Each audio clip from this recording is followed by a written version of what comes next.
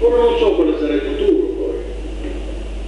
Le realtà partitiche sono praticamente ormai non più in condizione di mantenere le loro strutture, a volte saranno sostituite con altre cose, non so con che cose, non so come sarà l'evoluzione del sistema politico.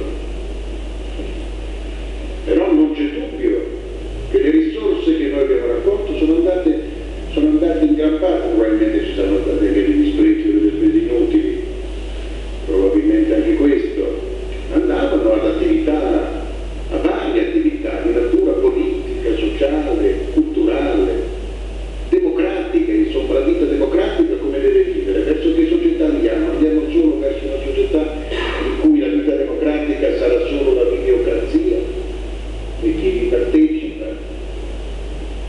La videocrazia con i suoi numi, con i suoi